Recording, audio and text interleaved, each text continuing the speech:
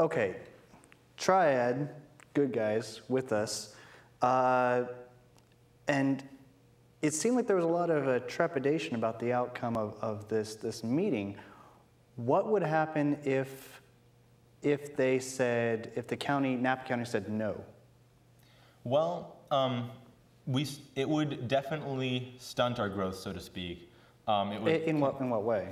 We wouldn't, well, by developing our land, we'd be able to increase our endowment, which PUC's endowment is very small compared to other private colleges. And that's, if we were able to increase our endowment, which is basically a sum of money that we keep invested, and we just make interest off of that money, and we use that to pay different expenses on campus.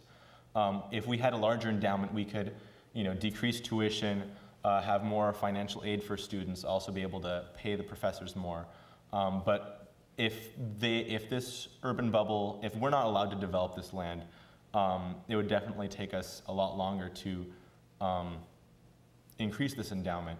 And like President Osborne said on Tuesday, that our greatest resource is our land. We have hundreds of acres that are just sitting there. Okay, if I understand this correctly, the endowment is really key in the whole push for this land development. Yes, yes, definitely. The endowment meaning we get funds for, as you said, scholarships, lowering tuition, yada yada yada. Okay, well, what I'm failing to grasp then is why should we have a McDonald's up here? Or why should we have developed the land so that we can have such big stuff? I mean, what's wrong with it right now? Well, first of all, if we were to develop the land, the chances of us getting a McDonald's or a Starbucks or that sort of thing are very slim. I think they would set certain regulations. McDonald's and Starbucks. What else? I don't think they would want any big franchises like that. They'd want small family businesses. But I'm sorry, what was the rest of your question?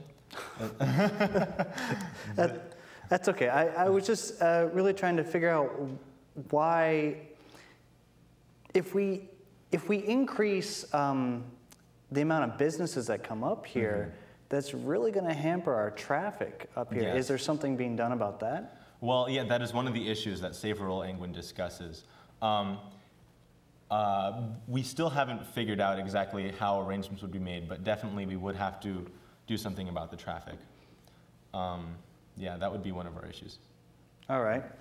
Well, I understand they already came to an outcome about this particular decision. Yes. What was that?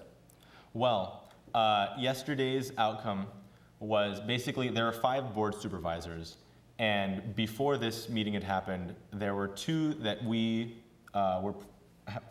that had basically locked themselves in as being in favor, and 2 that were against, and there's 1 swing vote. And at the conclusion of the meeting, instead, I believe that them hearing all of us, because PUC had a great amount of support there. I think we had, maybe 800 people there in support of PUC.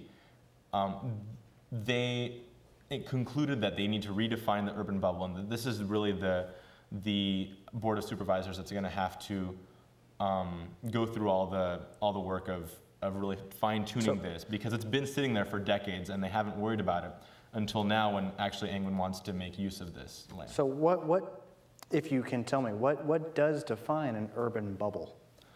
I have trouble understanding that myself, because we were talking about zoning, and they said that zoning is actually off topic because it's not the way that Angwin is zoned. It has a certain zoning already. But the urban bubble is kind of something that just floats over the concept of zoning. I don't totally understand it. I've heard all kinds of stuff about it, but it's still a little ambiguous to me. Basically, what I understand an urban bubble to mean is just a section that is parceled off for development. Okay. Andy, hang on for that thought just a moment. We're going to take a quick break so you can see some interviews that were done at the meeting.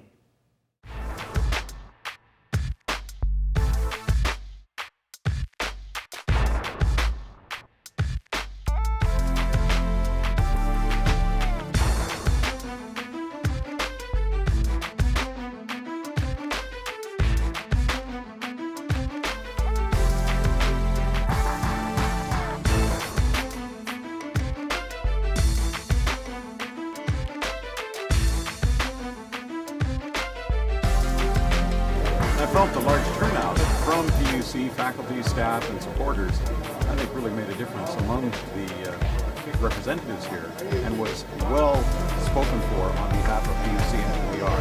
I believe their project is well outlined, and I'm looking forward to a full and fair dialogue in the future of how we will do this. I am concerned and committed for PUC's longevity.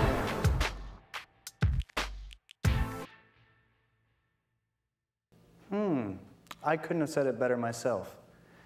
Andy, we have time for just one more question.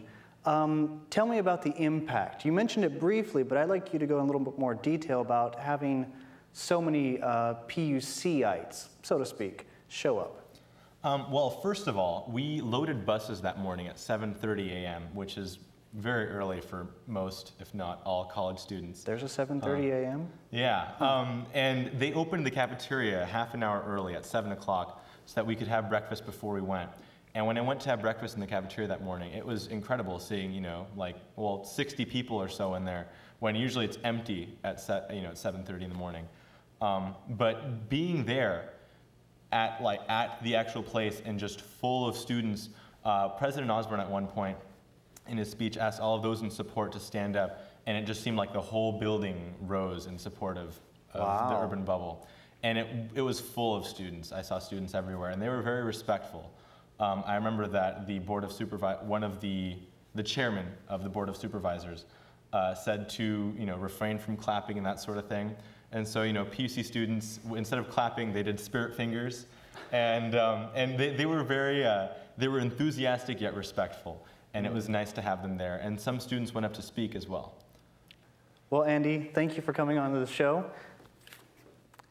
9.5, everyone. I think he deserved it. And thank you for tuning in tonight.